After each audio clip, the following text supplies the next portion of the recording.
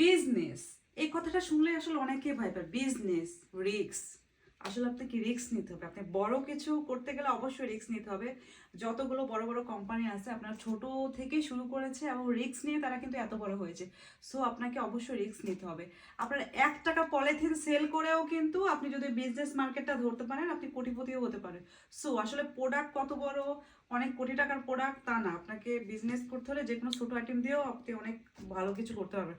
তো আসলে শুরু করতে হবে।